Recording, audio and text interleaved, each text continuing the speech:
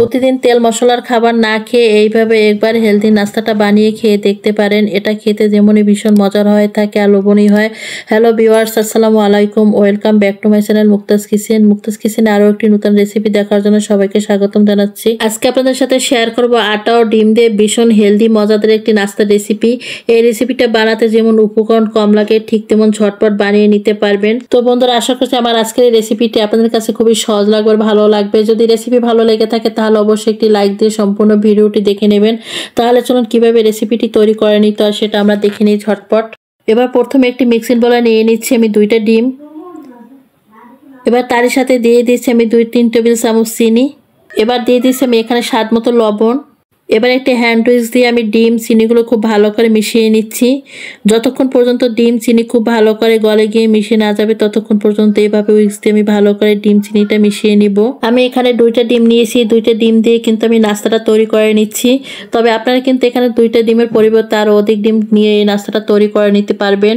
আপনারা আপনাদের পরিবারের সদস্য অনুযায়ী কিন্তু ডিম চিনি আর আটাটা নিয়ে তারপরে নাস্তাটা তৈরি করে নেবেন। এই তো আমি ডিম চিনিটা অনবরত নেড়েচেড়ে একসাথে খুব ভালো করে মিশিয়ে নিয়েছি। এবার আমি এই পর্যায়ে শুকনো উপকরণগুলো আমি অ্যাড করব, সেই জন্য এখানে আমি একটা স্ট্যান্ডার নিয়েছি। এবার এখানে আমি দিয়ে দিচ্ছি 2 কাপ পরিমাণে আটা। আটার সাথে আমি দিয়ে দিচ্ছি আমি হাফ চামচ বেকিং পাউডার। তো এখানে কিন্তু আমি আজকে আটাটা দিয়ে এটা তৈরি করে নিচ্ছি। আপনারা চাইলে কিন্তু এখানে ময়দা দিয়ে এই নাস্তাটা তৈরি করে নিতে পারবেন। এখানে কিন্তু বেকিং পাউডারটা ব্যবহার করার চেষ্টা করবেন অবশ্যই। আর শুকনো উপকরণগুলো কিন্তু খুবই ভালো করে চেলে নিতে হবে, তাহলে কিন্তু নাস্তাটা খুবই সুন্দরভাবে তৈরি হবে। এবারে সমস্ত শুকনো উপকরণগুলো খুব ভালো করে আমি চেলে নিচ্ছি। আর আটার ভিতরে যে গোটা গোটা অংশ ছিল সেটা কিন্তু বের হয়ে আসছে। এটা তৈরি করার জন্য প্রথমে এখানে আমি 1 কাপ লিকুইড দুধ নিয়েছি। তো এখানে আমি 1 কাপ দুধ নিয়েছি, যদি পরে লাগে বেটারটা তৈরি করার জন্য তাহলে আমি পরে আরও দুধটা নিয়ে নেব। আমি কিন্তু এখানে লিকুইড দুধটা জাল করা ছাড়া ব্যবহার করছি, তবে আপনারা চাইলে কিন্তু এটা জাল দিয়ে তারপর ব্যবহার করতে পারবেন। আমি আজকে বেটারটা সম্পূর্ণ দুধ দিয়ে তৈরি করে নিচ্ছি, তবে আপনারা চাইলে কিছুটা দুধ আর কিছুটা পানি ব্যবহার করে তারপর বেটারটা তৈরি করে নিতে পারবেন। আমি প্রথমে যে 1 কাপ দুধ নিয়েছিলাম সেই দুধ দিয়ে কিন্তু আমার সম্পূর্ণ বেটারটা তৈরি করা হয়নি, সেই জন্য এখানে আমি আরও 1 কাপ দুধ নিয়েছি। আমি হ্যান্ড উইক্স দিয়ে এভাবে পারফেক্টভাবে বেটারটা তৈরি করে নিচ্ছি।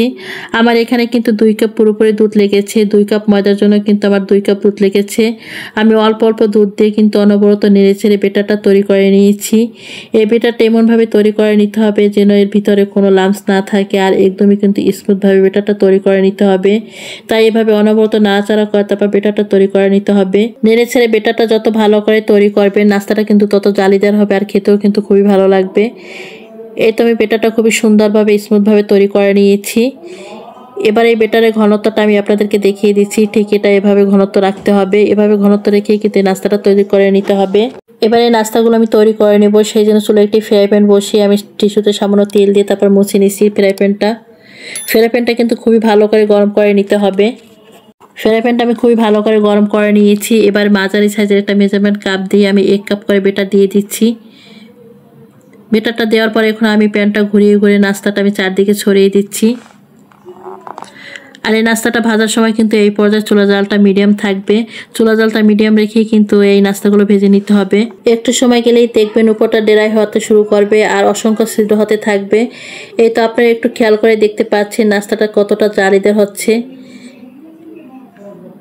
উপর থেকে কিন্তু নাস্তাটা খুবই সুন্দরভাবে ড্রাই হয়ে গেছে। এবার এই নাস্তাটাকে আমি তুলে নিচ্ছি।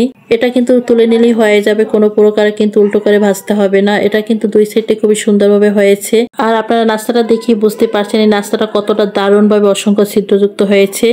এবার আমি আপনাদেরকে আরও একটা নাস্তা বানিয়ে দেখাচ্ছি। এবার আমি ফ্রাই প্যানে আরও 1 কাপ বেটার দিয়ে নিয়েছি। বেটারটা দিয়ে আমি ঘুরিয়ে ঘুরিয়ে সমস্ত প্যানে আমি ছড়িয়ে দিচ্ছি।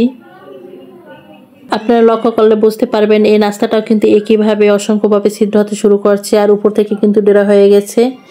এবার এই নাস্তাটাকেও কিন্তু আমি চুলা থেকে তুলে নিচ্ছি। এই তো আমি এক এক করে সমস্ত নাস্তাগুলো আমি তৈরি করে নিয়েছি। এবার একটা হাতে তুলে আমি আপনাদেরকে দেখাচ্ছি এই নাস্তাগুলো কতটা দারুণ লোভনীয় জালিদার হয়েছে আর কতটা নরম তুলতুলি হয়েছে। আর এই নাস্তাটার পিছন সাইডটা কতটা দারুণ আর সুন্দরভাবে হয়েছে। আপনারা যদি সমস্ত উপকরণগুলো ঠিকঠাকভাবে দেন তাহলে আপনাদের নাস্তাগুলো এতটা লোভনীয়, দারুণ আর জালিদার হবে। এই নাস্তাগুলো দেখতে যেমনই লোভনীয়, খেতে কিন্তু অসাধারণ হয়েছিল। আপনারা বানালে বুঝতে পারবেন এটা খেতে কতটা দারুণ হয়েছিল। তো বন্ধুরা, আমার আজকের সহজ রেসিপিটা আপনাদের কাছে কেমন লেগেছে সেটা কিন্তু অবশ্যই আমাকে কমেন্ট করে জানাবেন। আর আমার এই রেসিপিটি যদি কোনো অংশ আপনাদের কাছে এতটুকু ভালো লেগে থাকে তাহলে অবশ্যই লাইক শেয়ার করে দেবেন।